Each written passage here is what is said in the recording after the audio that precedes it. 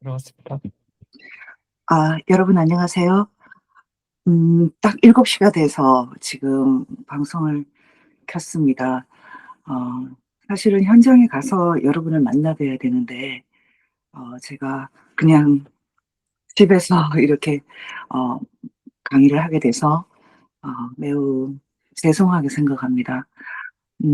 지금 아시는 분은 다 아시겠지만 제가 이 6 개월 동안 좀 심각한 치료를 받고 있어서 제가 외출이 좀 많이 제한이 됩니다. 그래서 여러분들 직접 현장에서 못 만나 뵙고 이렇게 말씀드리는 건 정말 다시 한번 송구스럽다고 제가 말씀드립니다. 사실 저는 트루스 코리아에 대해서 좀 아는 바는 없습니다. 하지만 조정진 기자님은 제가 오랫동안 잘 알고 있는 분이고 또 그 아주 애국자라는 것도 잘 알고 있었기 때문에 기본적으로 이 모임에 대해서는 신뢰하고 있습니다. 무엇보다 신뢰보다 다른 곳에서 얘기할 수 없는 수준의 좀 깊은 얘기를 나누어도 아마 여러분들이 잘 이해하실 수 있다. 좀 그런 안심이 있습니다. 오늘 그래서 제목도 제가 정한 것이 아니고 트루스 코리아 측에서 이렇게 주사파와 부정선거의 뿌리 이렇게 정해 주셨는데요. 적절하게 느껴집니다. 그리고 숨은 민국이라고 제가 최근에 1 월에 펴낸 그 책의 어떤 면에서는 가장 핵심을 이렇게 제목으로 만드신 것 같아서 저는 오늘 저에게 일단 주어진 이 시간 동안은 숨은 민국 제 책을 조금 리뷰하는 시간 소개하는 시간으로 가지려고 합니다. 아주 페이지 투 페이지 어 첫 페이지부터 시작해서 좀 제가 핵심적인 것만 이렇게 설명을 해 드리려고 합니다. 그리고 여러분들께서 지금 제 강의를 들으면서 좀 댓글창을 통해서 하시는 말씀도 제가 들으면서 어떤 걸 궁금해하시는지 들으면서 그때그때 좀 참고를 했으면 합니다. 아직은 많이 들어오지 않으셨을 것 같은데 그 지금 시작을 해도 될 것 같습니다. 음 어 예, 지금 일단 여러분들이 수문민국 책을 갖고 있지 않은 분도 많으실 테고요. 그리고 또 이미 읽으신 분도 있으실 것으로 생각을 하는데요. 지금 일단은 여러분들이 이 책을 어 읽지 않았다라는 것으로 전제해서 제가 일단 말씀을 드리겠습니다. 그리고 여러분들께서 이렇게 질문 주시는 것도 가능하면 보면서 제가 또 대답을 하는 식으로 그렇게 강의를 하겠습니다. 지금 실시간 채팅 어그 42명 이렇게 되어 있는데 제가 다 들어오신 건지를 잘 몰라서 쪼끔 그 걱정은 되는데 그냥 못 들은 부분은 나중에 또 들어와서 보실 수 있다고 생각하고 시작을 하겠습니다. 여러분 일단 숨은 민국이라는 이 제목에서 좀 여러분들이 대한민국하고는 좀 또 다른 하나의 나라를 상정한다라는 것은 느끼실 수 있으실 텐데요. 숨은 민국 어 사실 히든 스테이트 어떤 분은 히든 리퍼블릭이라고 번역을 했던데 저는 그냥 히든 스테이트가 맞는 것 같습니다. 리퍼블릭이라는 것은 엄격하게 말하면은 그래도 주인이 나라에 살아가는 대중이고 일반 민중이기 때문에 리퍼블릭보다는 그냥 숨어 있는 하나의 유사 국가에 가까운 것 같습니다. 이 숨은 민국이라는 제목을 제가 택한 것은 사실은 우리나라 1948 년에 만들어진 대한민국은 우리가 모르는 사이에 조금씩 조금씩 신압으로 사라져 왔다라는 것이 제 입장입니다. 음 이 책은 기본적으로 non fiction입니다. 픽션이 아니고 제가 가공하고 지어낸 사실은 전혀 없습니다. non fiction이지만 그렇다고 해서 역사서는 아닌 것 같습니다. 제가 주체사상파, 부정선거, 북한 인권 그리고 my life 여기 my life 내 인생이라는 말이 너무 직접적으로 다가와서 그냥 제가 살짝 영어로 비틀어 놨는데요. 제 필터, 제 정신, 제 시각을 통과한 주체사상파, 부정선거, 북한 인권. 다시 말하면 아주 객관적인 것이 아니다. 제 체험을 어 필터로 해서 만든 것이다. 그런 면에서 순수한 역사서도 아니죠. 역사와 문학 중간에 있는 장르라고 할 수 있고 굳이 얘기한다면 인문학적인 저술이라고 할 수 있습니다. 실제로 이 책 속에 들어있는 여러 가지 경험은 인문학도 또는 인문학자의 경험을 다룬 것입니다. 어떤 사람은 이 현상 자체가 너무 정치적이다 또는 이념적이다 이렇게 볼 수 있겠지만 순전히 저는 워낙 출발점이 문학이었고 사상이었기 때문에 인문학 다시 말하면 인간을 인간의 정신을 다룬다는 입장에서 본 시각입니다. 그런 관점입니다. 그래서 순수한 정치학도 아니고 순수한 철학도 아니고 순수한 역사도 아닌 제가 굳이 얘기한다면 인문학적 저술입니다. 어떤 한 인문학도 인문학자가 바라본 숨은 민국이라는 것은 그런 면에서 굉장히 고유성이 있고요. 음 고유성이라는 것은 뭐 그렇게 칭찬할 만한 것은 아니죠. 어쨌든 주관적인 것이 들어있기 때문에 여러분들이 제 그 정신을 만날 때 갸우뚱하고 또 물음표를 던지는 것을 제가 어 긍정하고 환영을 한다는 의미가 들어 있습니다. 그리고 아 죄송합니다. 제가 요즘에 건강 문제를 겪으면서 전반적으로 좀 면역이나 이런 상태가 안 좋아서요. 지금 좀 알레르기가 있어서 어 아주 디센트하게 아주 멋진 그런 외모와 그런 방식으로 강의 못하는 것 쪼끔 양해 바랍니다.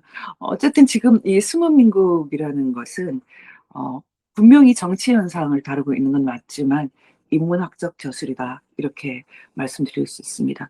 제가 그 홍보 포인트라고도 할 수 있는데 이런 질문을 던졌어요. "21 세기에도 대한민국은 살아 있을까?" 이렇게 말했습니다. 사실 이스라엘 국가, 이스라엘 스테이트가 이스라엘 민족사적으로는 너무나 오래된 국가지만 현대적인 제도로서의 국가로서는 신생 국가고 지금 이란과 전쟁을 치르고 있는 이스라엘 국가도 중동에서 살아남을 때 항상 이 나라가 22 세기에도 존속할 수 있을까라는 그런 질문을 던진다고 합니다. 어쩌면 1948년 동일하게 같은 해에 등장한 대한민국도 어 음 '21 세기에도 살아 있을까?'라는 질문을 요즘에 조금 심각하게 던지고 있지 않나 생각이 듭니다.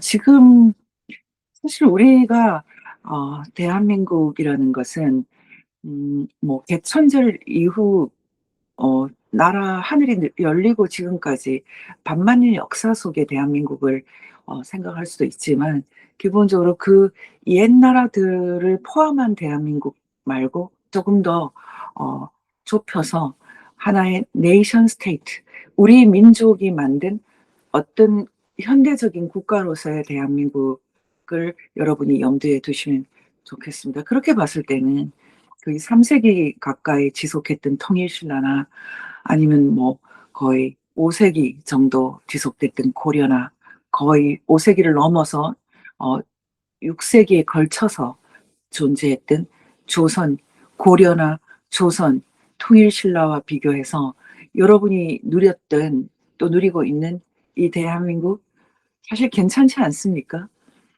그런데 이렇게 멋진 나라가 요즘에 들어서는 통일신라나 고려나 조선보다 더 매력이 없고 더 살기가 팍팍한 조선민주주의 인민공화국 북한보다 어떤 면에서는 더 정통성을 잃어버리고 정당성을 잃어버린 정말 허접한 국가가 돼 버린 그런 느낌을 갖지 않습니까? 지금 통일부 장관이나 지금 소위 대통령이라는 사람이 북한에 불종하고 그리고 대한민국 헌법을 부정하는 이런 모습을 보면서 여러분도 정말 이 대한민국이라는 나라가 사실 반만 역사에서 가장 멋지고 살아가고 있는 이 나라의 국민들이 기본권이라는 측면에서 역대로 가장 폭넓고 풍요롭게 누리고 있는데도 불구하고 역사상 처음으로 종이 아니라 주인이라는 그런 입장으로 살아가고 있는데도 불구하고 통일신라나 고려나 조선보다 더 못한 조선민주주의인민공화국에도 밀리고 있다는 생각이 들지 않습니까? 어쩌면 이 승원민국은 어떤 면에서는 참으로 못난 국가, 이 한반도에 존재했던 가장 못난이 국가, 유사국가, 조선민주주의인민공화국이 가장 열정을 바쳐서 했던 일, 바로 이 소중하고 귀중한 대한민국을 멸망시키고자 80년, 100년 전쟁을 수행했던 그 결과로 실제로 2026년 우리가 목격하고 있는 현실은 대한민국은 조금씩 조금씩 조금씩 fade out 사라져 가고 있고 그 유사 국가가 만든 또 하나의 유사 국가 수노민국이 대한민국을 점령하고 있는 이 현상에 대해서 여러분들이 동의를 하지 않으실 수 있지만 저는 그 관점을 일관되게 유지하면서 바로 이 수노민국을 저술했습니다. 그래서 제가 21 세기에도 대한민국은 살아 있을까라고 얘기를 했는데요. 지금 제 강의를 듣는 분들 중에 22 세기에도 살아 있을 분이 있을 수 있습니다. 가령 지금 10 대가 들을 수 있고요. 지금 20 대가 들을 수 있는데 그분들은 22 세기에도 살아 있을 수가 있죠. 하지만 제가 확실히 말씀드릴 수 있는 것은 저는 없습니다. 저는 21 세기에는 없는데 제가 하 하고 있는 이 강의를 포함해서 이 저술과 많은 일들은 사실은 이 소중한 나라 통일신라나 고려나 조선에 비해서도 너무나 멋진 이 대한민국이 22 세기에도 살아 있기를 염원하고 또 살아 있도록 하는 어떤 면에서는 꼭 필요한 어떤 일들을 저한테 맡겨진 어떤 일들을 한다라는 관점을 유지하고 있습니다. 그리고 지금 오늘 제 강의를 듣는 여러분들도 어떤 면에서는 저와 동일한 그 사명을 갖고 있는 분들이 아닐까 그런 생각을 합니다. 어 이미 그 오늘 강의를 듣기 위해서 어떤 분들은 그 제 양력을 찾아보셨을 텐데요. 제가 이 책에 제 양력을 서술할 때 이 책을 좀 이해하는 데 도움이 될 수 있도록 제가 그 양력을 추렸습니다. 일단 제가 이 수호민국 책 표지에 써둔 제 양력을 간단하게 소개하면서 그 제가 왜 이런 관점에서 제 양력을 소개했는지를 설명을 해 드릴 텐데요. 일단 저는 공부는 기본적으로 문학, 특히 문학 사상, 인문학을 공부했고요. 석사 논문은 그 한국 문학과 일본 문학을 많이 비교해서 작성을 했습니다. 제 생애의 주제는 문학 중에서도 지식인들이 특히 정신적 귀족주의를 지향하는 지식인들이 그 현실을 어떻게 받아들이고 감당하는가, 이것을 문학적으로도 어떻게 그 승화시켰는가 이런 관점이었습니다. 그래서 저는 그 관점에서 영상 수업이라는 작가를 택했고 그 교과서에서는 영상 수업을 다루지만 그렇게 인기 있는 작가는 아닙니다. 영상 수업 소설은 재미있지는 않습니다. 하지만 문학이라는 관점에서 '문학이 무엇을 할 수 있는가.'라는 관점에서 문학에 대해서 상당히 진지하게 탐색했던 분입니다. 저도 어떤 면에서는 그 영상 속 작가와 비슷한 테마를 갖고 있었다는 생각이 듭니다. 현실은 참 엄혹하고 전혀 긍정적으로 볼 수 없는데도 불구하고 그 속에서 우리가 정신의 고성함을 어떻게 유지할 수 있을까? 그 과제, 그 숙제에서 떠나지 않는 그런 입장에서는 염상섭 작가와 제 질문이 아주 비슷했습니다.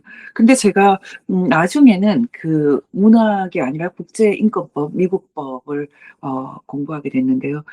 워낙은 제가 한국에서 변호사가 되겠다고 잠깐 생각을 했었는데 그 길이 제 예상하고 다르게 미국법 그리고 국제법으로 열렸습니다. 그래서 제가 미국법을 공부하게 되었고 변호사를 하려고 했는데 그 한동대학에서 교수가 돼서 제가 변호사를 하지 않고 학생들을 가르쳤습니다.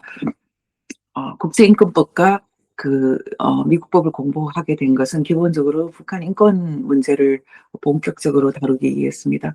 북한 인권 문제를 저는 아주 사실적인 관점에서 다루다가 어느 순간이 됐을 때는 법적인 관점에서 다루겠다 이렇게 생각을 했습니다. 왜냐하면 그 많은 사실들을 또 법적으로 잘 정리해내지 않으면은 그 사실들이 상처가 되고 또 역사에 아주 여러 가지 악영향을 끼치기 때문에 그 사실들을 최대한 성공적으로 정리하는 작업이 법적인 과정이라고 봐서 제가 국제법과 미국법, 국제인권법을 공부하게 됐습니다. 그 국제인권법을 공부하기 전에 저는 독특하게도 지금 소위 주체사상파 학생운동권 문제를 다뤘고 특히 그들의 1차 전향, 저는 1차 전향이라고 부르는데요. 1차 전향을 제가 한 사람의 관찰자 또는 그 어 매개자로서 중재자로서 다루게 되었습니다. 그게 월간조선의 특종이 되었고 공적으로 인해서 조선일보의 특채가 되었고 조선일보에서는 주로 북한 문제를 아주 심도 있게 다루는 그런 기자로 일을 했고요. 나중에 국제법을 공부하고 나서는 한동대학교에서 어 특별 초빙 교수 또는 초빙 교수로 일을 하게 됐습니다. 저는 역시 인문학의 관점에서 과학기술과 법, 경영을 종합적으로 아우르는 그런 융합도 융합을 통해서 기업가 정신, 엔터프레너십이라고 하는 기업가 정신을 어 기르는 그런 특수 교양학부 같은 것을 제가 만드는 작업을 했습니다. 그리고 다시 북한 인권 운동으로 돌아와서 어 저는 일단은 전시 납북자 구출 운동 그리고 제가 가장 많은 열정을 기울인 것은 한국 전쟁기 납북자 문제, 납북자 인권 문제를 다루는 그런 일을 했습니다. 제가 특별히 다른 북한 인권 문제보다 이 납북자 문제에 열정을 바쳤던 이유는 이 납북자 문제가 나중에 그 어 그 체제 북한 체제를 청산할 때 아주 중요한 레버리지 하나의 지렛대가 될 수 있다라는 생각이 있었습니다. 왜냐하면 음 종전 선언을 어 주사파들이 계속 주장하고 있었기 때문에 이 종전 선언이라는 것은 얼핏 들으면 '전쟁이 끝났다.' 이렇게 느껴지지만 사실은 '전쟁을 무승부로 끝낸다.' 이런 의미를 주사파들이 노정을 했습니다. 전쟁을 주사파들이 생각하는 것처럼 끝내면 사실은 김일성이 일으킨 6.25 전쟁을 청산할 수도 없고 그리고 6.25 전쟁 이후에 북한에서 일어났던 그 어마어마한 인권 범죄에 대해서도 어떤 면에서는 다 묻어버리고 덮어버린다라는 그런 관점이 있습니다. 제가 그러한 주사파들의 의도를 알아채고 이 6.25 전쟁기에 납북됐던 10만에 가까운 무고한 사람들 그리고 그 사람들이 한 명도 돌아오지 못했기 때문에 그들의 인권이라는 관점을 유지하면서 우리가 주사파식 지금 정권이 유지하고 있는 그런 종전 선언의 관점을 제가 반드시 비판적으로 어 그 검토하길 제가 원했습니다. 그래서 6.25 전쟁 납북자 문제에 아주 오랫동안 열정을 바쳤고요. 지금도 이 문제에 대해서는 제가 계속적인 관심을 갖고 있습니다.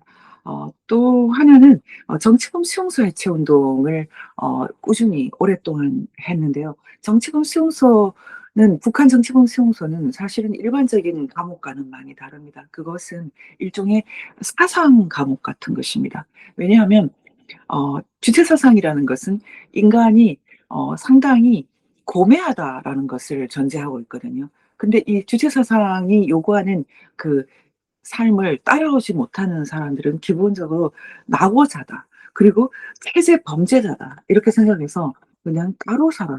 이런 관점을 유지하거든요. 그게 북한식 정치범 수용소입니다. 그것은 중국에서 있었던 수용소나 그 외에 유태인 수용소하고도 상당히 질적으로 다릅니다. 북한 정치범 수용소가 갖고 있는 너무나 고유한 특성, 그것은 저는 사상 감옥이라고 보고 있습니다. 그래서 북한 정치범 수용소는 어떤 감옥 형태도 있지만은 거의 대부분은 감옥 형태가 아니라 지금 한국으로 치면 한 군 또는 한 시 전체를 모두 철조망으로 다 막아서 "너희들은 따로 살아라.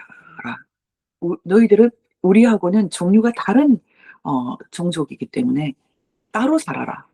이거에 가깝습니다. 그래서 북한에서는 공식적으로 정치범 수용소를 특별 독재 구역이라고 부르거든요. 그래서 북한 정치범 수용소는 그 인문학적인 관점에서도 너무나 연구할 것이 많고, 그리고 지금도 그대로 있지 않습니까? 지금도 북한에서 정치범 수용소를 운영하지 않으면은 체제를 운영하기 힘들 정도로 여전히 북한 체제의 가장 마진을 한 가장 가장자리에 있는 것 같지만 사실은 가장 중심에 있는 그런 주제입니다. 그래서 제가 정치범 수용소 문제를 계속 다루고 있고 지금도 제가 가장 중요하게 생각하는 주제입니다. 정치범 수용소 문제를 다루다가 제가 맞닥뜨린 것이 바로 오길남 박사의 딸들과 그 부인이 요독 수용소에 수감돼 있다라는 그 사실을 매개로 해서 통영의 딸 신숙자 여사 그 부인이 통영 출신입니다. 통영 그러면은 윤희상의 고향 아닙니까? 윤희상 씨는 지금도 한국에서 추앙받고 있는 예술가입니다. 분명히 가해자인데 피해자들은 지금 한국에서 계속적인 피해를 당하고 있고 가해자는 영웅이 되어 있는 이런 불합리한 부조리한 현상에 대해서 주목하기 위해서 통영의 딸이라는 그런 캐치프레이즈를 가지고 이들을 구출하기 위해서 애를 썼습니다. 이 통영의 딸 구출 운동은 세이지 코리아 대표로서 제가 주도를 했는데요. 제가 가르쳤던 학생들이 이 그 운동에서는 사실은 지대한 그 활동을 했습니다. 이런저런 그 영향 뭐 이런저런 결과로 제가 나중에 그 로스쿨에서 법을 공부하고 있을 때 그 황장엽 주체 사상의 창시자죠. 황장엽 북한 그 최고 인민회의 대의원 이고 그리고 그 조선노동당의 국제비서였던 황장엽 씨 방미 수임단으로 미국으로 가는 일이 있었고요. 그리고 유엔과 함께 유엔 인권 이사회와 함께 북한 인권 문제를 또 다루면서 저는 북한 김일성, 김정일, 김정은 3대를 국제법상 반인도 범죄 또는 전쟁 범죄 또는 침략 범죄의 관점에서 다루기 위해서 최선을 다했습니다. 그것은 지금도 제 핵심적인 주제입니다. 다음번에 제가 저술을 한다면 이 문제를 좀 더 본격적으로 다루는 저술을 하려고 생각을 하고 있습니다. 다시 말하면 북한 인권 문제의 법적 처리 과정을 연구하는 전환기 정의, 이 전환기 정의라는 것은 체제가 바뀐다거나 이런 대규모 이 변혁이 있을 때 나타나는 여러 가지 대규모 인권 문제를 처리하는 그런 메커니즘이고요. 최근에는 유엔과 같은 국제기구에서 이 개념을 아주 선호합니다. 왜냐하면 대규모 인권 문제를 다루면서도 피를 흘리지 않는 유혈을 줄일 수 있는 어 법치의 관점, 법적인 관점을 강조하기 때문에 전환기 정의, 트랜지셔널 저스티스라는 것은 어 많이 이렇게 그 권장되는 그런 국제적인 이니셔티브입니다. 이 문제에 대해서는 여전히 제가 관심을 갖고 있습니다. 어 그런데 이런 일들이 제가 주 해온 일이고, 그리고 여러분들께서 만약에 숨은 민국을 읽게 된다면은 지난 뭐 사반세기 동안 제가 이 문제에 얼마나 어 깊고 또 진지하게 접근해 왔는지를 알 수 있고, 그리고 기본적으로는 이런 활동을 충분히 이 책을 통해서 녹여냈습니다. 하지만 최근 한 횟수로는 10 년이죠. 2016년 박근혜 대통령 탄핵 시기부터 지금 윤석열 대통령 탄핵을 지나쳐서 어 횟수로 10년 동안 저는 북한 문제가 아니라 이 대한민국에 초점을 두고 활동을 해 왔습니다. 왜냐하면 음 제가 북한에 초점을 두고 활동을 할 때도 사실은 북한이 1990년 초 90 년대 초 냉전의 종식 1차 냉전의 종식과 함께 사라져야 하는 체제인데, 이 사라져야 할 체제가 존속되는 것이 이 대한민국에 있는 숨어 있는 친북 중북 세력, 친중 세력이라는 것을 저는 상당히 일찍이 알고 있었습니다. 그래서 제가 어떤 면에서는 굉장히 고독한 삶을 살게 됐던 것이 제 뭐 초중 고등학교, 대학교까지 제 동학들, 동문들, 동료들과는 전혀 다른 세계를 이제 살게 된 것입니다. 왜냐하면 저는 주사파 문제를 다루면서 남들이 모르는 것을 너무 빨리 알아버렸습니다. 여러분들이 이 책을 읽으면 음 '아 20 대부터 저렇게 살다니. 너무 안 됐네.' 아마 이런 얘기를 하실 텐데요. 실제로 그런 말을 많이 들었어요 제가. 그래서 제가 지금 30년 동안 저는 어떤 면에서는 다른 사람들하고 좀 많이 어 다르게 살아온 것 같아요, 여러 가지로. 그래서 뭐 제 또래가 누려야 되는 그런 즐거움, 그런 것들하고는 좀 다른 차원에 있었는데 저 나름대로는 굉장히 뭐 또 뜻깊고 즐거운 시간들이었어요. 특히 저는 크리스찬이고 신앙인이기 때문에, 신앙인으로서는 크리스찬으로서는 '지복을 누렸다.' 이렇게 생각을 합니다. 하나님이 이 나라를 얼마나 사랑하고 또 북한을 얼마나 사랑하는지, 그리고 이 세상을 구원하기 원하시는 하나님께서 주님의 사람들을 어떻게 사용하고 있는지, 그리고 그중에 하나가 저라는 것, 이런 것은 다른 사람은 모르는 저만의 상당히 즐거운 그런 비밀이었거든요. 그래서 저는 어떤 면에서는 제가 참 독특한 인생을 살았지만 저 나름대로는 전혀 불만이 없는 삶입니다. 그리고 지금 최근에 제가 이제 암 투병을 하게 됐지만, 저는 암 투병 말고도 아주 어린 시절부터 그렇게 아주 건강한 적이 거의 없습니다. 그래서 제가 아주 어릴 때도 그렇게 건강체가 아니라서 작은 시골 학교를 갔습니다. 그 당시에 우리나라에서 가장 작은 고등학교를 다녔는데요. 그래서 제가 덕분에 어 엄마가 해 주는 밥을 먹을 수 있었지만, 대부분이 좋은 대학을 가기 위해서 도시로 나가서 학교를 다니는 그런 시대였지만, 저는 정말 아주 조그만 면 단위의 학교를 다니면서 제 나름대로는 어 새로운 정신 세계가 구축된 것 같고, 거기에는 아주 깊은 독서가 있었습니다. 저희 어머니가 아주 문학 소녀였기 때문에 저희들은 모두 어 어릴 때부터 좀 문학 소녀적인 기질을 많이 갖고 있었어요. 특히 제가 그랬고, 저는 그래서 이 문학 말고 다른 것을 전공하는 거, 문학이나 언어학이나 이런 것을 전공하는 것 말고는 전혀 다른 생각을 해본 적이 없을 정도였거든요. 그래서 제가 결국은 서울대 국문과를 가게 됐고, 나중에 어 국문과를 가게 된 이유를 제가 쪼끔 새롭게 발견하게 됐는데, 저는 대학교 1 학년 때 제 그 동기가 저를 보고서는 "너는 문학할 사람이 아닌데?" 어 자기가 보기에는 저는 정치나 외교나 법학이나 이런 것에 적합한 사람인 것 같다. 그런 얘기를 많이들 했어요. 근데 저는 한 번도 그런 전공을 생각한 적이 없었거든요. 근데 제가 어 대학 때 제 친구들이 했던 얘기를 저 자신이 굉장히 빨리 이렇게 받아들이게 됐습니다. 저는 인문학도고 인간의 정신에 대해서 관심을 갖는 사람이고, 그리고 저는 아주 순수한 문학도라고 생각을 했지만, 제 필터로 들어오는, 저한테 다가오는 그런 테마들은 너무나 정치적이고 또 법적이고 사상적이고 철학적이고 그런 것들이었어요. 그래서 제가 대학교 2 학년 때부터 교직 편집실, 거의 주사파가 석권을 한 교직 편집실에서 편집위원으로 일을 하게 되면서, 그때부터 제가 그 이전에 한 번도 생각하지 못했던 세계를 체험하게 됩니다.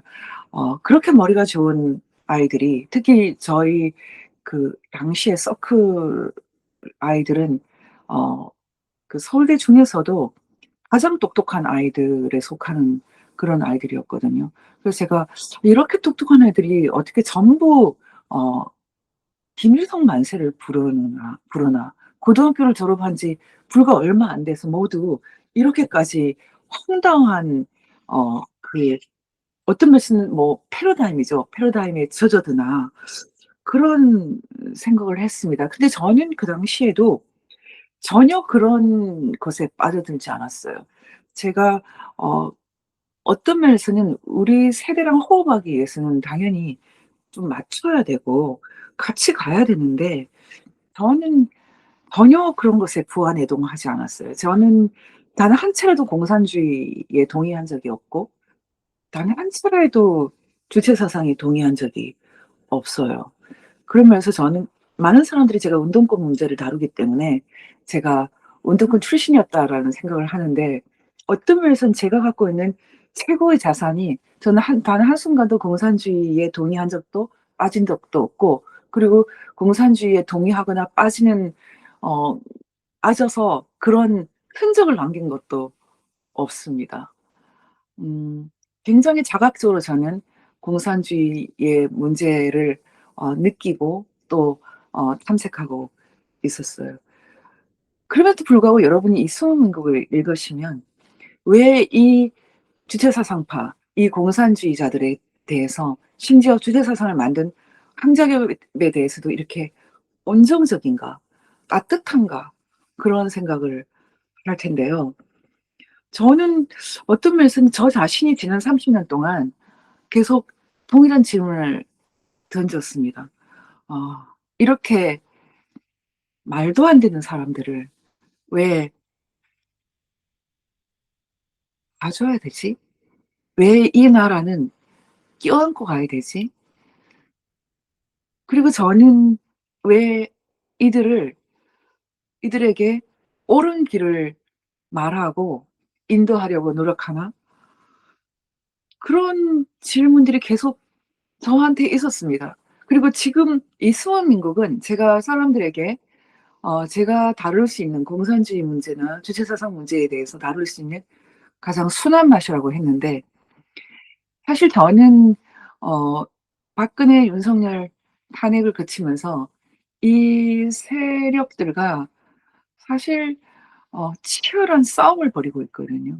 제가 얼마나 치열한 싸움을 벌이고 있는지는 오히려 우파 여러분들은 잘 모르고요, 좌파들은 잘 알 것으로 생각을 합니다. 얼마 전에 제가 이준석 씨가 깔아 놓은 판을 기회를 놓치지 않고, 저는 세상 밖으로 잘 나다니지 않는데도 불구하고 제가 전한길 선생님을 뭐 거의 부탁이 아니라 협박에 가깝게 이렇게 졸라대면서, 거기에 셀프 인바이트, 스스로 초청을 해서 갔는데 갔는데요. 그 이준석 부정선거 토론회에서 어 제가 많은 얘기를 하진 않겠다. 하지만 범인들을 지목하겠다.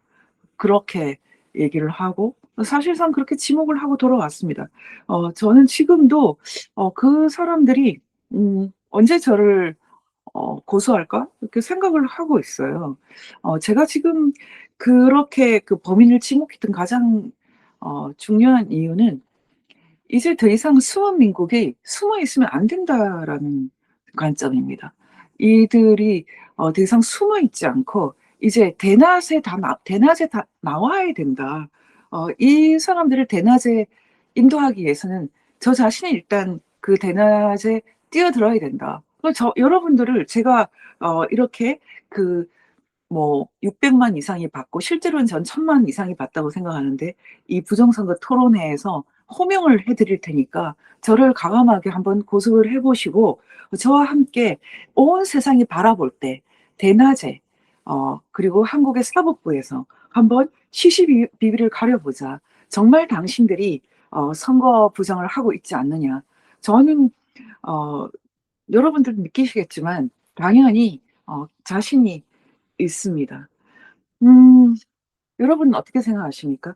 결국은 주체 사상 문제나 한국 공산주의 문제는 그 기결점이 부정선거 문제입니다. 그 부정선거 문제라는 것은 제가 지난번에 그 맨하탄 프로젝트와 같이 가장 심각한 수준의 극비 프로젝트였다. 이런 표현을 썼는데요. 지금 저는 어떻습니까, 여러분? 이들이 저를 그 법정으로 초대해서 이제 수호민국이 더 이상 숨어 있지 않고 정정당당하게 이들이 지금 개헌 얘기까지 하는데 대한민국 1948년 체제를 완전히 묻어버리기 위해서 이렇게 부정선거 시스템을 유지한 채 개헌을 하겠다고 하는데요. 음 개헌을 한다라는 것은 대한민국을 닫아버리겠다. 1948 년에 시작된 대한민국이 2026 년에 완전히 닫힐 수도 있는 80 년이 되지 않아서 닫힐 수도 있는 이 상황에서 한 번 주타 정말로 여러분들께서 정말로 대한민국을 닫을 수 있는지 제가 한번 여러분에게 공격적으로 질문을 해 드리겠다. 그러면서 제가 범인을 특정하고 불렀습니다. 7 명, 5 명이 아니라 정확하게 7 명이고 처음에 그 부른 두 사람이 더 중요합니다. 제가 김대중, 남민우 이 두 사람 불렀고 그리고 윤호중, 어 작고한, 이해찬, 조혜주, 고한석 그리고 그 양정철 이렇게 불렀는데요. 이 사람들 말고도 굉장히 많습니다. 제가 지금 A급을 먼저 불렀고 A급도 이 사람들 말고 많이 있습니다. 중앙선관위에 그 드러나지 않는 인물들 그리고 국정원에 드러나 있지 않는 인물들 말 그대로 그 극비 요원들은 여전히 많이 있습니다. 하지만 이미 공인이 된 사람들만 제가 부른 것입니다. 그런데 이 사람들이 정말 저를 법정으로 초대를 하면 음 이제 수원민국을 더 분명하게 드러내겠다. 수원민국을 가장 잘 드러내는 방식은 일단 주체사상과 한국 내에 있는 공산주의와 부정선거 엮어서 다 설명을 해내야 된다. 지금 그 윤석열 대통령 헌법재판소 법정에서 대법원 법정까지 이런 작업을 해 주는 변호사가 없었습니다. 제가 그것을 굉장히 답답하게 생각하고 있기 때문에 제가 지금도 기다리고 있고요. 어떤 사람들은 제가 지금 신변에 위협이 있지 않나, 위협이 있지 않을까 그런 걱정을 하시는데요. 제가 어 2년 전에 그 외과 수술 중에서 가장 큰 수술 뭐 간 이식 수술 다음으로 큰 위풀 수술을 받았어요. 그리고 최근에는 그 폐전이가 돼서 사실 지금 그 2 년간 가장 심각한 수준의 그 치료를 받고 있어서 저는 기본적으로는 음 '이미 하늘에서 테러를 당했다.' 이렇게 표현을 하거든요. 하늘에서 이렇게 테러를 당한다는 것은 사실은 제가 잠잠하기 때문 아닙니까? 그래서 제가 책을 전혀 쓰는 사람이 아닌데 급하게 제가 지금 책을 두 권을 펴냈거든요. 하나는 부정선거에 대한 책이고 하나는 지금 이 주체사상에 대한 책입니다. 특별히 민족민주혁명당 그 원조 민혁당이 국민의힘을 장악하고 그리고 그 재건민혁당이 지금 더불어민주당과 그 이재명 정권을 장악했다. 이런 관점에서 이 책을 썼는데 제가 맨정신으로 낼 수 있는 책이 아니죠. 사실은 이 책을 쓰고 죽는다라는 의미가 있지 않습니까? 어, 뭐 궁극적으로는 죽고 사는 문제는 하늘에 달려있기 때문에 제가 90세, 100세까지 살지 이런 건 잘 몰라요. 어쨌든 지금 이 시점에 2026년 이 시점에 하나님이 사랑하시는 이 대한민국을 위해서 제가 더 이상 잠잠하지 않기 때문에 잠잠하면 안 되기 때문에 하늘에서 뭐 해를 한 거 아니에요? 지금 저한테? 그래서 제가 지금 이 강의를 포함해서 어, 계속해서 그 기회가 주어지면 어, 기회를 놓치지 않으려고 애를 썼습니다. 최근에 그 이준석 부정선거는 제가 한 번도 해보지 않은 직 저는 모든 강의를 사실은 고사해 왔기 때문에요. 제 스스로 나가겠다 거의 뭐 준 협박을 해서 나가고 그런 건 그때가 처음이었어요. 그렇게 본다면 음, 지금 하나님께서 저를 쓰는 이 방식을 본다면 지금이 되게 급한 시대에는 맞지 않습니까? 어, 거의 배수의 진을 치고 거의 마지노선에 서서 제가 지금 이 승원민국을 고발하고 있습니다. 만약 이 7명, 그중에 2명은 이미 뭐 잡고 했지만, 살아계신 5분, 그리고 돌아가신 2분의 유족들이 저를 법정으로 불러내면 저는 본격적으로 이 승원민국의 실체를 다 밝히겠습니다. 맨해튼 프로젝트라고 했던 그 중국 단동 그리고 성남 수원 프로젝트에 대해서도 다 말하겠습니다. 그리고 제가 예전에 그 황장엽 인터뷰도 굉장히 많이 했고 제가 황장엽 관련돼서는 전혀 공개하지 않은 녹음 테이프를 많이 갖고 있는데요. 그 외에도 황장엽 급으로 중요한 인물, 한국에 거의 10년 가까이 머물렀던 중요한 인물 인터뷰를 2달 정도 했고 그분을 통해서 그 중국 단동 프로젝트와 조선 컴퓨터 센터가 그 김정일이 어떤 맥락에서 만든 프로젝트인지 그리고 그 프로젝트를 누가 수행했는지 그것을 제가 다 알고 있기 때문에 다 밝히겠습니다. 지금 그래서 저는 지금 이 법정이 열리기를 기다리고 있습니다. 음, 때가 아주 급한 거죠. 예, 카이로스의 시간입니다. 이건 시계의 시간, 시계의 시간이 아니라 질적인 시간이고 하나님의 시간입니다. 묵시록적 시간입니다. 지금 이 자리에서 지금 제 말씀을 듣고 있는 이 100분 한 분 한 분은 거의 저와 비슷한 사명으로 살아오신 분들이라고 제가 믿고 있습니다. 그래서 다른 자리에서 보다 훨씬 더 제가 그 깊은 차원으로 얘기를 하고 있는데요. 어쨌든 저는 지금 이 수원민국을 통해서 사실 음,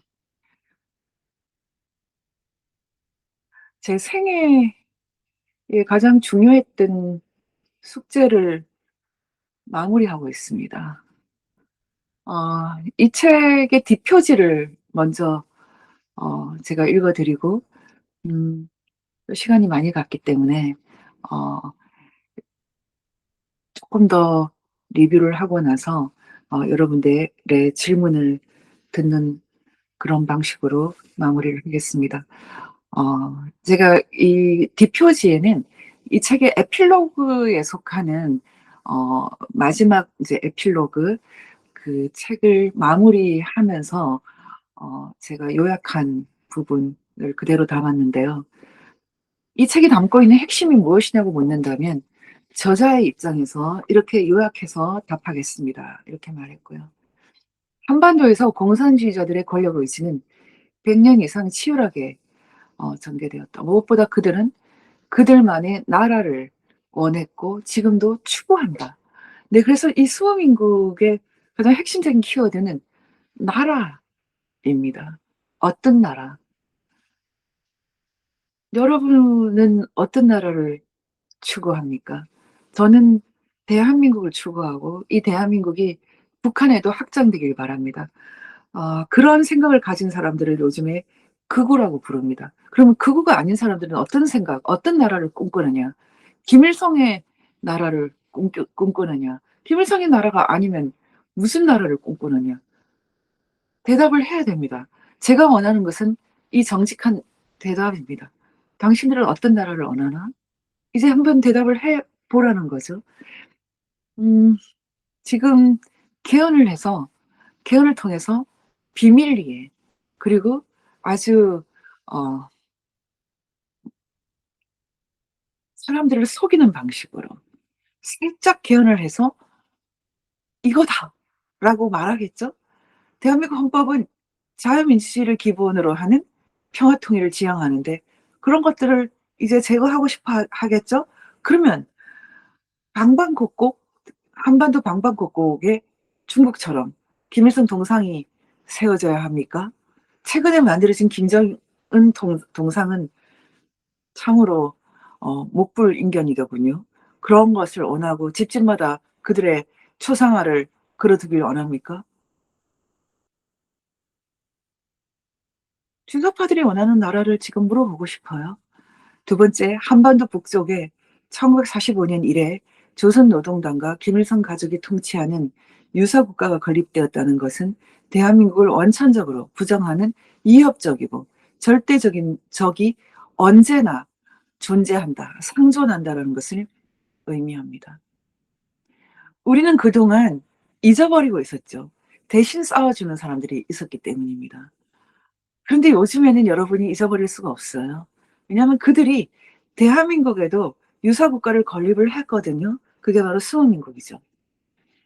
세 번째, 대한민국 건국 이전부터 한반도 남쪽을 비롯한 일본, 미국, 유럽 등 우방국에까지 대한민국을 위협하는 악성 세력은 실핏줄처럼 공작망을 뻗치고 있었죠.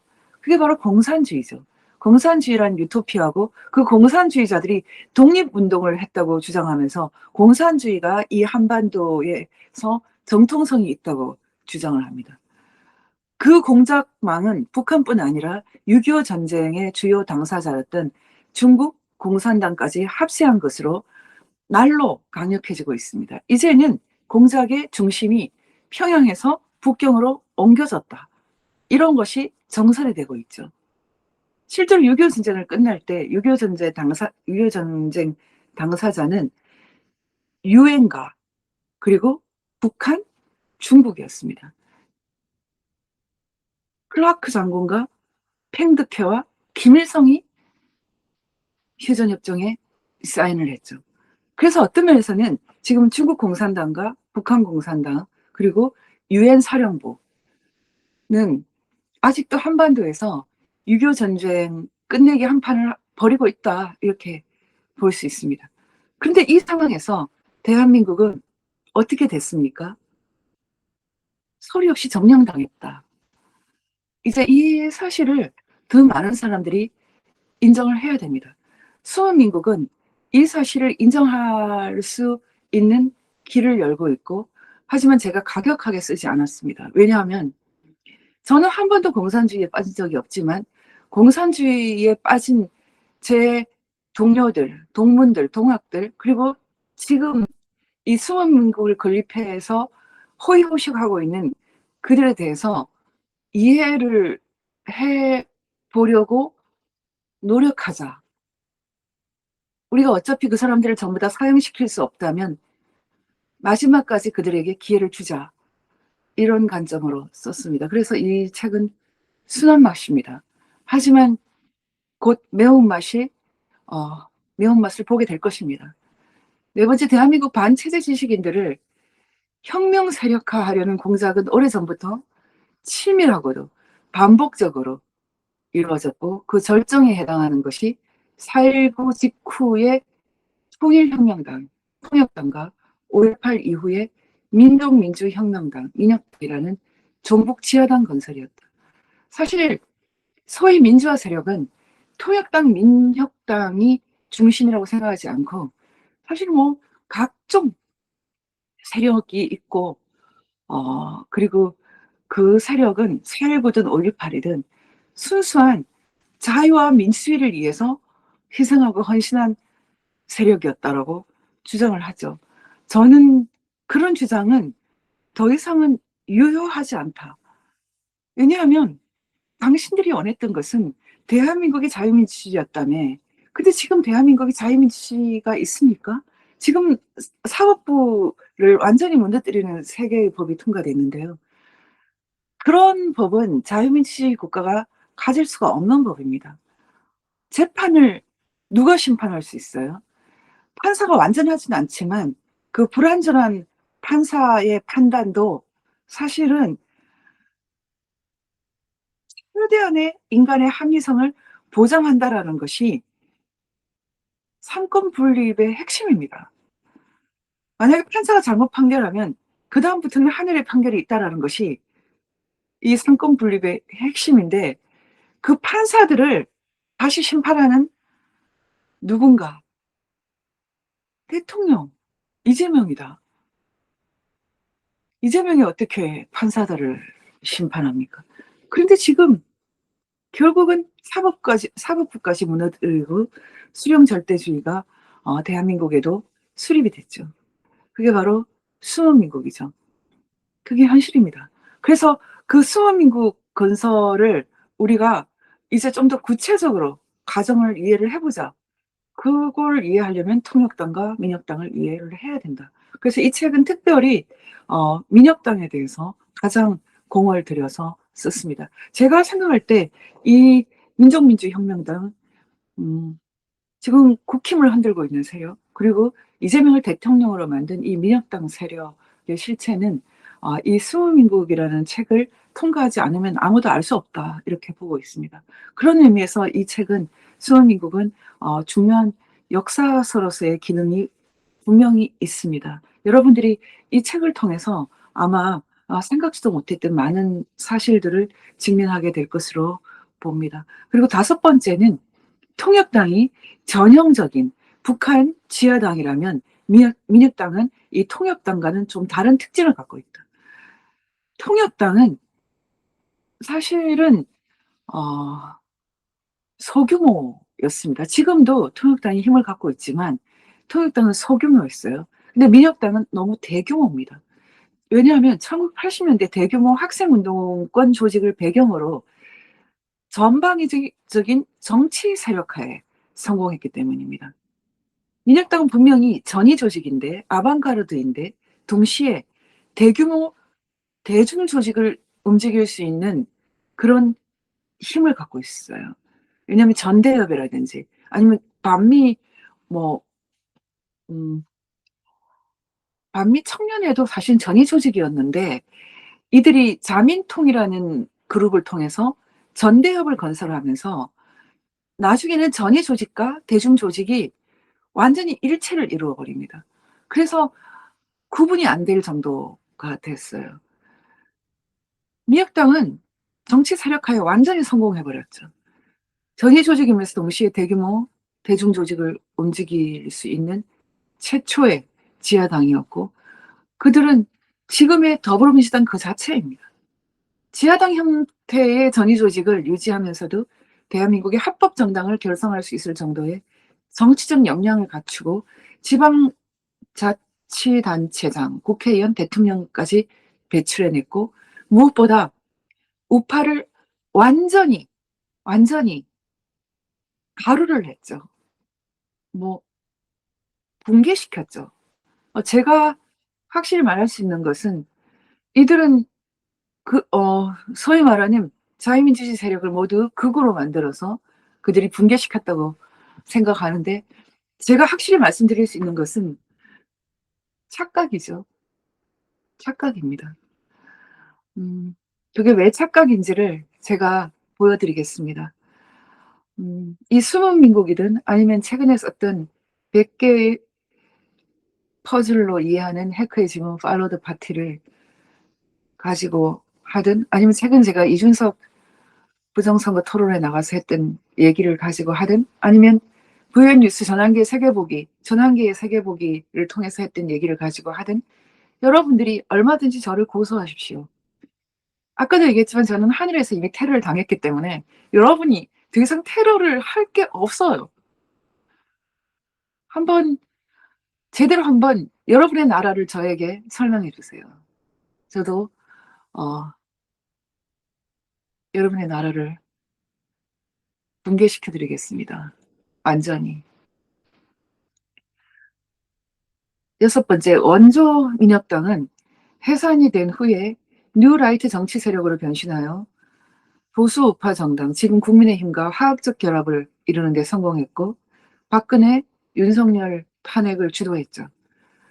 그리고 재건민혁당, 김일성 세력이 아니라 김정일이 직접 재건한 재건민혁당은 통합진보당이 해산되는 시행착오를 겪고도 진보당, 민중당을 재건했고 그리고 이재명을 후보로 내세워서 종북 주사파 정체성을 잃어버리지 않고도 합법정당, 합법정권을 설립하는 데 성공했죠. 마지막으로 운동권 정치 세력 중에서 대중조직을 기반으로 한 전대협 세력은 결국 앞의 두 세력을 놓고 선택할 수밖에 없습니다. 원조민혁당이냐 재건민혁당이냐 선택할 수밖에 없어요. 하지만 이들은 다 한덩어리입니다. 제가 박근혜 대통령 탄핵 시기에 정확하게 그런 표현을 했습니다. 앞으로 더불어민주당과 국민의힘, 그 당시에는 뭐 미래통합당이었나요? 그들은 하나가 될 것이다. 그리고 결국은 이 세력은 끝에는 다시 강철 김영환을 어, 수계로 하나가 될 것이다. 그렇게 말했습니다. 제도 정당은 지금 한국의 제도 정당은 1990년대 중반 이래 지하당이었던 민혁당의 강범위한 영향 아래 들어가 있고 진정한 대한민국 제도 정당은 사실은 없습니다. 지금 자유와 혁신이든 자유통일당이든 자유민주당이든 한석도 낼 수 없습니다. 지금의 부정선거는 선거를 하기 전에 전국 표수까지 완벽하게 설계됩니다. 설계를 할 때 자유와 혁신에 한석도 주지 않는 걸로 설계되어 있습니다. 자유통일당도 사실은 원내 정당이 될 수 있었어요. 근데 완전히 배제됐죠. 지금 국힘에 어느 정도 정당을 나눠주고 있는데, 그 의석을 나눠주고 있는데, 음, 이제는 사실상 개헌선을 마련했죠. 아주 더러운 야합을 하게 될 텐데요. 제가 이 시간을 통해서 일단 1시간 주어진 강의를 마무리하면서, 어, 이 승원민국, 그리고 더불어민주당과 국민의힘의 야합을 통해서 붕괴시킨 대한민국이 사실 만만치 않다라는 것을 분명히 얘기하겠습니다. 이 나라는 하나님이 세운 나라고, 하나님이 보호하는 나라고, 보호하는 나라죠. 만만치 않아요. 저는 지난 30년 동안 바로 이 나라가 만만치 않다라는 것을 목격하는 인생을 살았습니다. 여러분 기대되지 않아요? 정말 오늘 드디어 김규현 전 국정원장, 사실 부정선거 문제에 있어서 가장 중요한 공적을 세운 인물은 김규현 국정원장인데요. 김규현 국정원장을 다른 핑계를 대고 오늘 경찰에서 소환을 했더라고요. 음, 한번 계속 해 보라고 하지요? 여러분 어때요? 이제 본격적으로 수호민국과 대한민국이 한판을 벌입니다. 그리고 이 전쟁은 대한민국의 승리로 끝날 것이고 대한민국 헌법을 들고 북한 땅에 자유와 민주주의를 확산시킬 것입니다. 지금 이런 위대한 역사의 과정을 눈앞에 두고 가장 큰 걸림돌은 무엇이라고 생각하십니까? 그것은 대한민국 국민들의 이기심이죠. 아이들을 잘못 키운 거죠. 아이들을 잘 먹고 잘 살고 좋은 집에 사는 것만 가치 있다고 느끼게끔 반짐승처럼 키워놓은 대한민국 국민들, 그들의 심각한 만역, 그게 가장 큰 걸림돌입니다. 그리고 교회가 사명을 잃은 것. 그래서 저는 기본적으로 이 나라는 하나님의 축복 아래 있고 하나님의 축복과 함께 가지만 그럼에도 불구하고 무너질 수 있다라고 말하겠습니다. 그것은 이스라엘 역사가 2000년, 아니 3000년, 4000년 동안 보여준 역사입니다. 엄청난 홀로코스트, 수백만의 유태인 학살을 겪고 그전에는 이스라엘 스테이트, 이스라엘 국가를 만들까 말까 계속해서 유태인 지도자들조차도 시오니즘을 비판하면서 힘겨루기를 하다가 더 이상 갈 곳이 없어서 저 사막으로 가지 않았습니까? 이스라엘 스테이트는 지금도 참 징글징글합니다. 지금도 그 땅에서는 가장 음란한 파티, 세계에서 가장 음란한 파티가 이루어지고 있고요. 지금도 그 땅에서는 우리가 도저히 이해할 수 없는 일들이 벌어지고 있지만 하나님은 그 땅을 여전히 약속의 땅이라고 하고 어, 끝으로 그 땅에 베풀어질 구원이 역사의 최종적인 어, 마감 한판이다. 성경의 약속, 구속사의 약속은 그런 건데 지금 제 강의를 듣는 분 중에 크리스찬이 아닌데도 불구하고 이런 얘기를 듣는 것이 굉장히 불편한 분들이 많으시겠지만 한 번도 들어보지 못했던 수많은 민국에 대해서 들었던 것처럼 여러분이 구원의 역사에 대해서도 관심을 갖길 바랍니다. 구원의 역사는 이 한반도에 대해서 어마어마한 기대를 부여하고 있는데 이 땅에서 살아가고 있는 사람들은 이스라엘이 배역하고 패역했던 것처럼 동일하게 부흥을 배반하고 축복을 배반하고 있습니다. 그래서 저는 수호민국과 대한민국의 일전이 기다리고 있다고 하지만 저 자신은 대한민국이 100% 이긴다고 믿고 있지만 그 때는 미뤄질 수도 있다. 마치 이스라엘 국가가 너무나 오랫동안 심지어 지금까지도 고난 한가운데 있는 것처럼 우리도 고난 한가운데로 들어갈 수 있다. 그렇게 생각을 합니다. 그래서 저희가 빨리 회개하길 바라고 이 나라를 사랑하시는 거룩한 뜻에 순종하고 복종하기를 바랍니다. 트루스 코리아.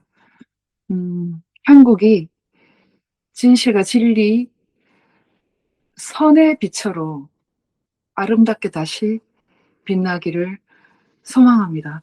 일단 저는 이 수호민국을 전반적으로 리뷰하는 강의는 이 1시간으로 마무리하려고 합니다.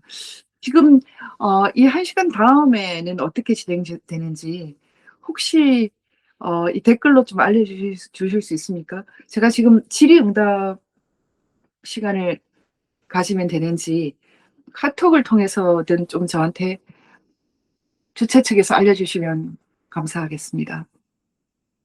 일단 제 1시간 약속된 강의는 마치겠습니다. 여러분 박수 한번 주시는 거죠? 저는 지금 전혀 박수 소리가 안 들려요. 일단 여러분들께서 어 그 그다음 어떻게 진행되는지 좀 저한테 알려주시면 감사하겠습니다. 음. 아 네네. 그러면 질문 주시면 대답하겠습니다. 아 여러분 박수 소리 들립니다. 감사해요. 질문을 주시면 답하는 시간을 제가 가지겠습니다. 박수 감사해요.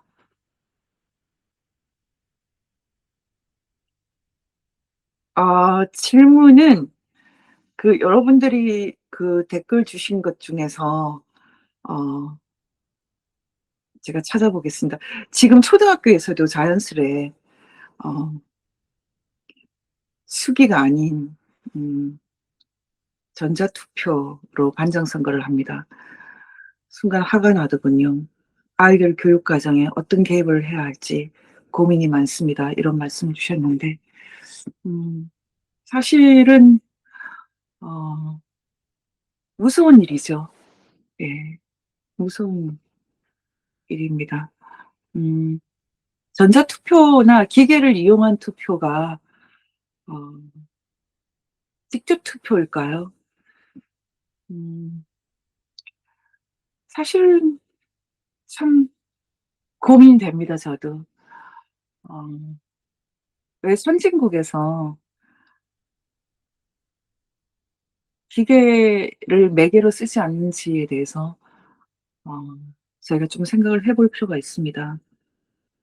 유럽에서 저는 '왜 사람들이 지금도 카드키를 쓰지 않고 예전에 열쇠를 쓸까? 참 신기하네.'라는 생각을 했는데 진정한 인문학은 어 결코 기계를 만능으로 보지 않습니다. 어 사람이 더 행복해지는 방법 그런 것은 사실 기계와 꼭 관계는 없어요. 그래서 우리가 더 합리적이고 더 잘 신뢰할 수 있는 방법이 무엇인가 생각을 해야 되고 초등학교에서 이런 식으로 한다라는 것이 저는 정말 참 슬픈데요. 선거 투표야말로 가장 원시적인 방법이 가장 좋지 않을까 생각을 합니다. 지금 한국 투표도 거의 대만 수준으로 그런 면에서는 기계 없는 장비 없는 투표로 하루바삐 바뀌어야 된다고 생각합니다. 여러분들이 모두 노력해서 지금 전 세계에서 가장 망신스러운 수준의 부정선거 제도를 다 혁파를 반드시 해야 됩니다. 여러분 이 일에 어 헌신해 주시기를 바랍니다. 음 지금은 인간이 개입한 전산 부정선거지만 미래엔 AI가 자체적으로 개입할 수 있지 않을까 싶습니다. 지금 한국의 전산이 개입한 부정선거를 막지 않는다면 AI가 개입하겠죠. AI가 그리고 결국은 사람들을 지배하겠죠. AI는 정말 지금도 거짓말을 많이 하고 있거든요. 어 이 시대야말로 그런 면에서는 인간이 고귀해지기 위해서 인간이 정말 참되고 바르고 아름답게 살기 위해서 어떤 면에서는 기계가 가져오는 공포와 싸워야 됩니다. 사실은 기계라고 하지만 그 뒤에는 또 다른 인간이 있습니다. 그 또 다른 인간이 문제는 참되지도 바르지도 아름답지도 않은 악한이라는 거죠. 결국은 선과 악의 전쟁입니다. 이 선과 악의 전쟁에서 어 참되고 바르고 아름다운 인간들이 이길 수 있도록 우리가 힘을 합했으면 좋겠습니다. 어 또 질문이 있으면 제가 앞에서 주신 질문을 답을 하겠습니다. 음 약 30분 정도 질문 대답을 어 받아 주신다고 하거든요. 그러면 저는 지금 약 20분 정도 시간이 있습니다. 20분 후에는 조정진 대표님께서 직접 진행한다고 하시거든요. 저는 20분 후에는 저는 인제 듣는 입장으로 가겠습니다.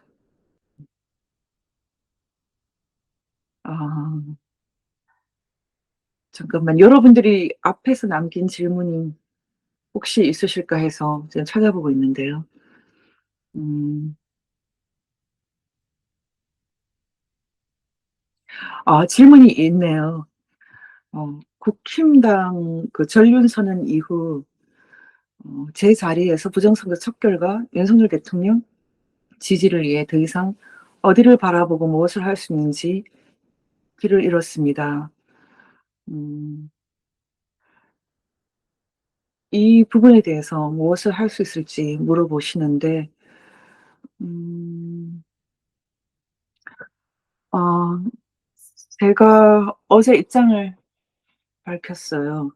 음 저는 왜 이런 현상이 벌어지는지 알고 있는데, 음 아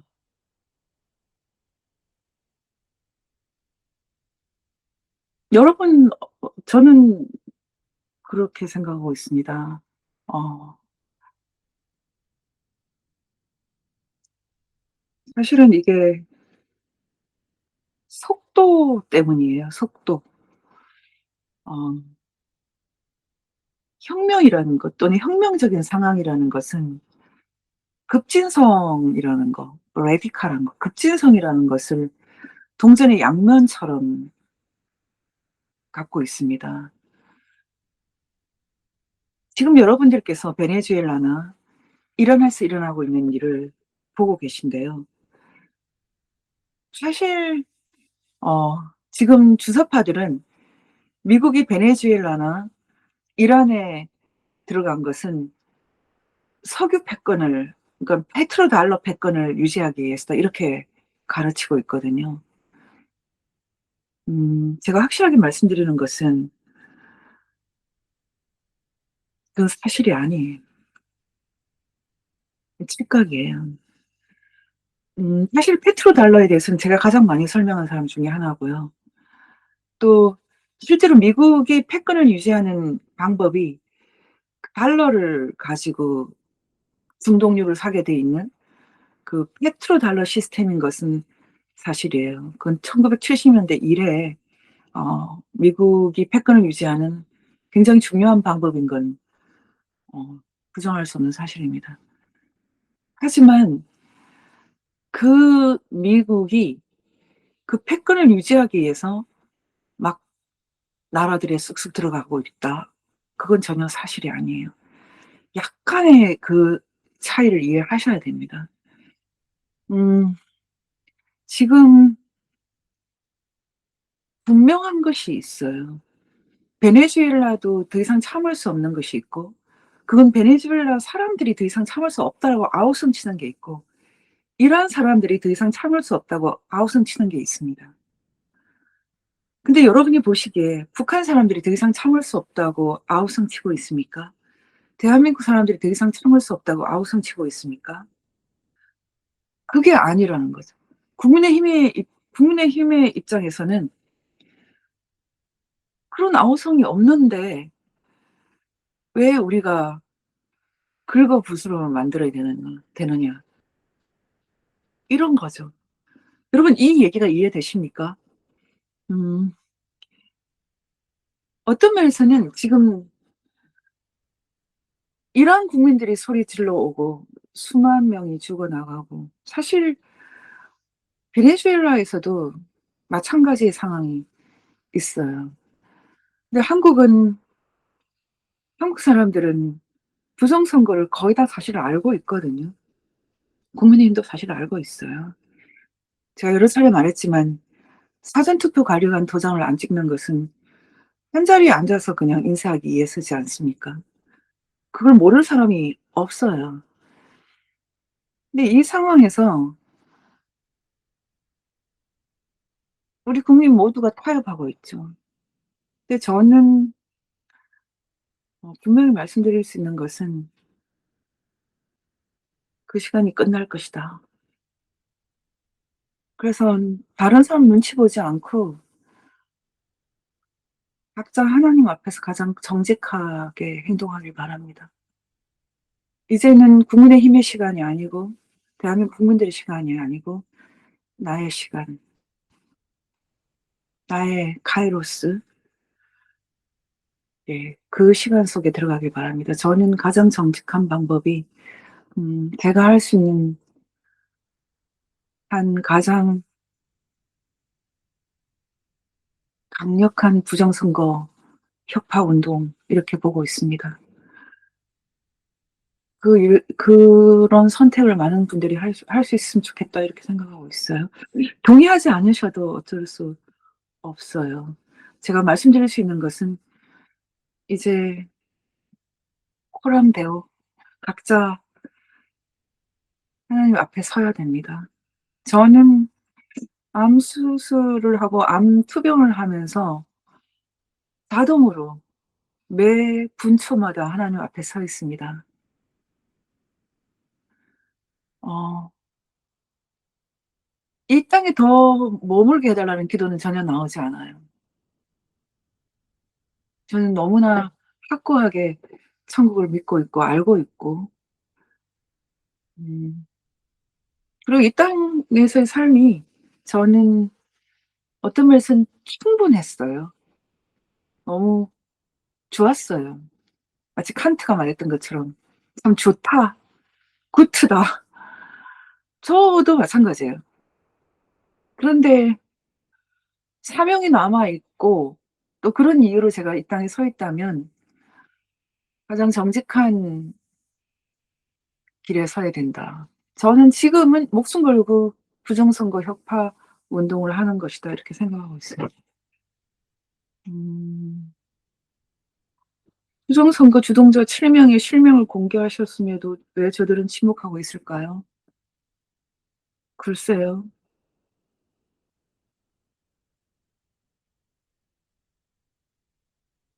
글쎄요입니다.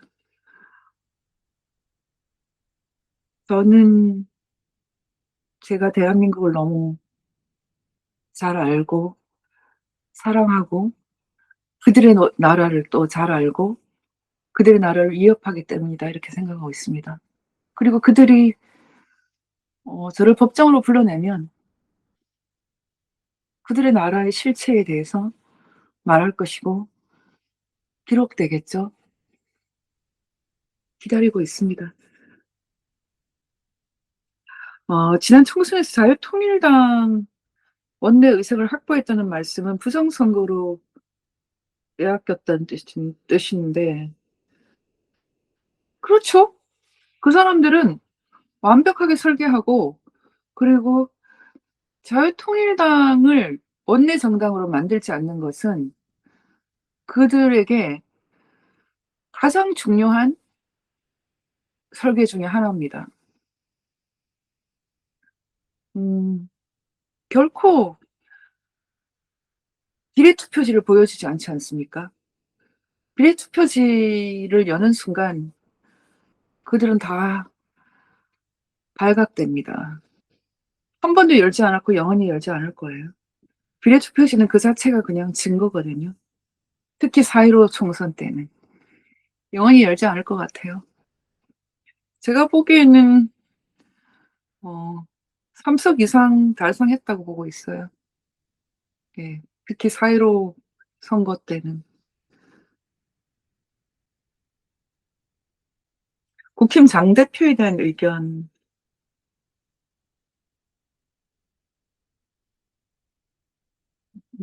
제가 예전에 그라운드 C에서 음 "이승만급이 아니다."라고 얘기를 했거든요.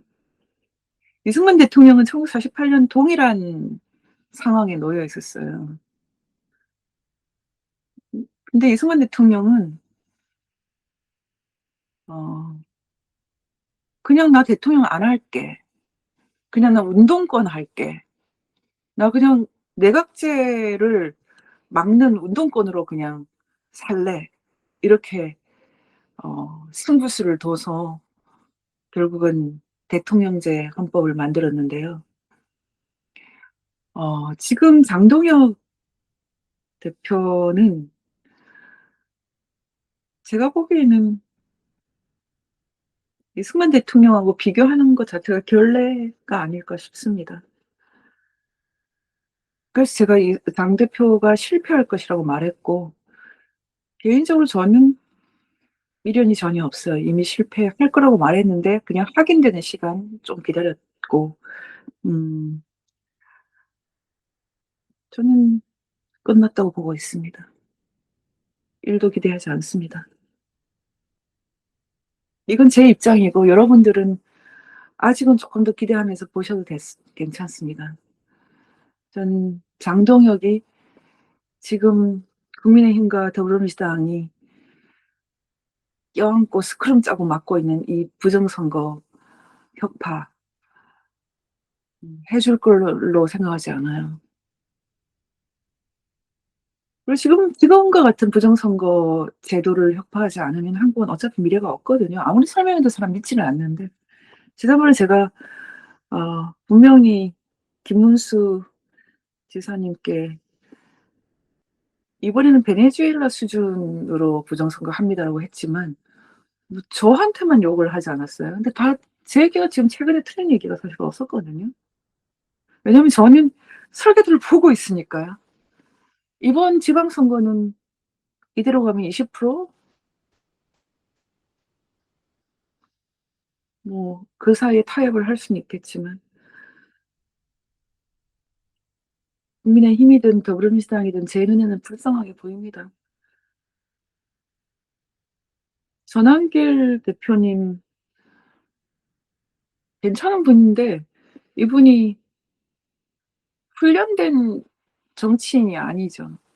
근데 이분은 마음이 좋은 분이에요. 그래서 어 어쨌든 윤석열 대통령에 대한 충성심 같은 걸 갖고 계시거든요.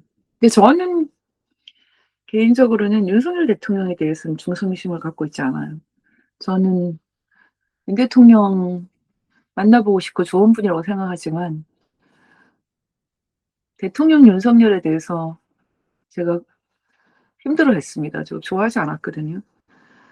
음, 대통령 윤석열이 완전히 새로운 차원으로 거듭날 수 있다면 몰라도 많이 실망했었기 때문에 윤 대통령에 대한 로열티는 갖고 있지 않고 전 대한민국에 대한 로열티 갖고 있고 그리고 대한민국을 살리는 데 있어서 아주 중요한 일을 해주신 윤 대통령께 감사합니다. 제가 생각하는 윤어게인이라는 것은 윤 대통령이 말씀하셨던 가장 핵심 자유민주주의를 지킨다는 의미고요. 대통령이 돌아오시면 또 돌아오신 대로 좋지만 꼭 정치적인 복권을 말하는 건 전혀 저는 아닙니다. 어쨌든 저는 어, 더 좋은 지도자가 나타날 기대하고 있고요.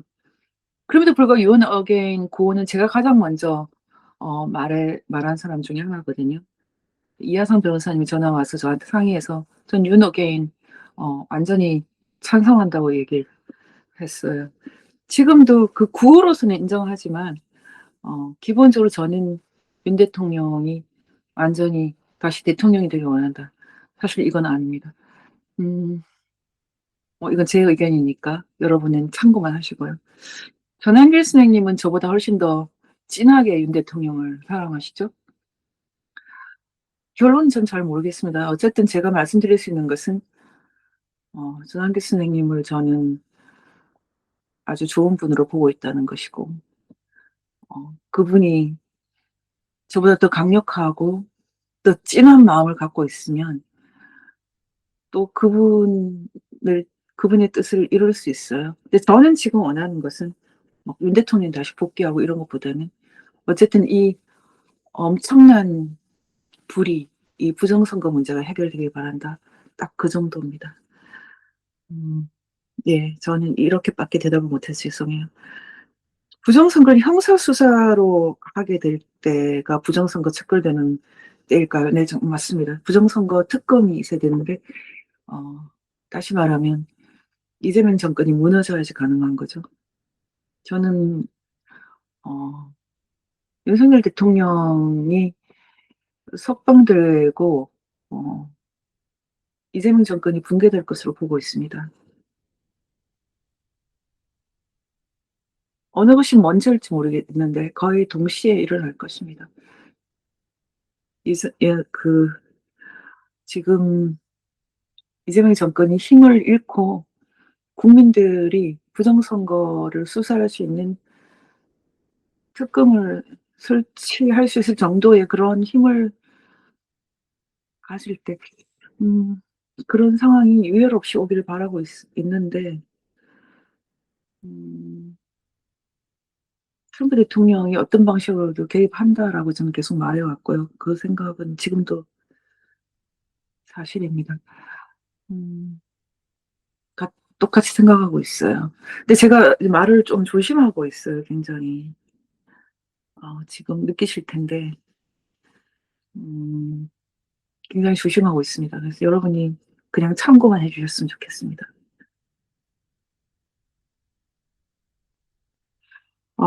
이제 시간이 거의 다 됐고요. A앱 창립에 참여한 12 명의 명단을 밝혀 주세요. 이분들은 다 밝혀져 있어요, 그 사람들은. 어 그리고 A앱을 창립할 때는 사실은 박근혜 대통령도 속았거든요. 실제로 그게 한국에 어떤 종류의 국제 기구가 등장하는 줄 알았어요. 완전히 다 속은 거죠. 국제 기구가 뭔지도 모르는 거죠. 국제 기구는 국가 간의 기구를 말하거든요. 근데 A앱은 사실은 사단법인이에요. 민간 기구인데 음 정말 중앙선관위에서 누군가가 기가 막히게 속인 거죠. 그래서 A앱 창립에 참여한 사람들은 기본적으로 좀 속고 있었을 가능성이 높고 그 실체는 엄청난 공작이죠, 공작. 그 공작의 배경에는 중국이 있다고 제가 말씀드렸고 이제 곧 그 정도는 미국이 다 알고 있기 때문에 공개하지 않을까 생각합니다. 이런 다음에 쿠바. 저는 북한이라고 보고 있어요. 쿠바는 쿠바는 이미 많이 다뤄졌다. 사실 쿠바는 베네수엘라랑 연결돼 있거든요. 그러니까 베네수엘라랑 거의 하나이기 때문에 베네수엘라를 지금 마두로를 건드렸다는 것은 뭐 그쪽 언저리에 있는 콜롬비아라든지 쿠바라든지 여러 나라들에 동시에 너무 강력한 메시를 던진 거기 때문에 저는 그 연장선에서 보고 있고요. 음 북한이라고 봅니다. 북한에 대해서는 저는 제가 워낙에 강력하게 북한의 자유와 민주주의를 원하고 북한의 해방을 원하는 제 소망 때문에 제 바람을 얘기하고 있을 수도 있지만은 예전부터 재선된 트럼프가 북한에 의미 있는 작용을 한다라는 것은 제 입장이었거든요. 근데 이 부분도 구체적으로 대답하기는 제가 좀 꺼려합니다. 왜 꺼려하냐면 음 제가 약간 그 예언가처럼 말할 때가 있거든요. 실제로 어떤 부분은 일종의 prediction이 아니라 그러니까 예측이 아니라 prophecy라고 하는 그 예언을 얘기할 때가 있어요. 근데 제 입장에서는 어떤 것도 뭐 직통계시적인 그런 게 아니고 굉장히 많이 생각을 하고 많이 취재를 하고 내린 결론들이에요. 그런데 그렇게 하기에는 지금 요즘에 특히 제가 요즘에 치료 때문에 이런 문제나 북한 문제를 많이 보고 있지는 않거든요. 그래서 제가 좀 자신이 없어서 되게 조심하고 있습니다. 그래서 제가 어 더 많이 보고 공부를 좀 더 해서 다시 이 부분은 얘기하겠습니다. 저는 특히 이 계시적인 것 이런 건 굉장히 주의합니다. 왜냐하면 사람들은 누구나 다 계시적인 어떤 그런 영감이 있거든요. 그건 뭐 저도 마찬가지겠죠. 하지만 저는 그 직접적으로 표현하는 것을 아주 싫어해요. 왜냐하면 오류 가능성이 너무 많습니다. 그래서 자기 자신이 굉장히 검증을 많이 해야 되거든요. 지금 한국 교회 기독교의 문제 중에 하나가 이런 엄밀함이 없는 거라고 생각하거든요.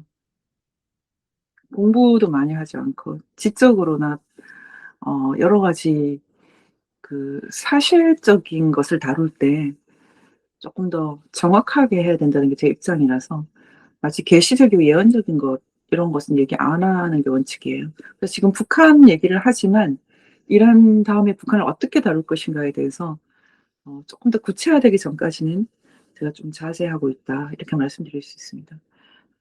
음 이제 딱 1 시간 반이 됐어요. 그래서 어 좀 아쉽기 때문에 그 여러분 질문 중에서 어 한 가지만 더 간단하게 대답을 하고 끝내겠습니다. 음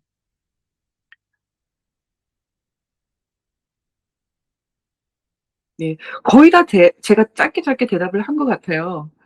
어 제가 그럼 이제 1 시간 반이 지났기 때문에 어 마무리 멘트를 이렇게 드리겠습니다. 오늘 음 제가 여러분들이 어떤 분인지 면면을 다 모르고 좀 일방적으로 말씀드려서 다시 한번 죄송하다는 말씀드리고요. 어 오늘 얘기를 하다 보니까 제 얘기를 듣고 계시는 이제 100여 분이 제가 생각해 하고 있는 것보다 어쩌면 훨씬 더 어 저보다 더 많이 알고 계시고 또 우리나라를 훨씬 더 깊이 사랑하신다는 그런 느낌이 들어요. 그래서 저도 앞으로도 그 쪼끔 더 겸손하고 낮아져서 여러분들 얘기를 좀 더 많이 들어가면서 음 정말 '우리가 지킨다.'라는 느낌으로 완전히 수호민국이 다 장악해도 우리가 100 명이면 어때요? 100 명이면 충분하지 않아요? '우리가 이 나라를 구한다.'라는 느낌으로 그런 다짐으로 진지하게 끝까지 대한민국을 사랑하고 지키겠다. 여러분과 함께하고 싶다. 그런 말씀으로 마무리하겠습니다. 함께 해 주셔서 감사합니다. 오늘 저는 여기에서 마치겠습니다.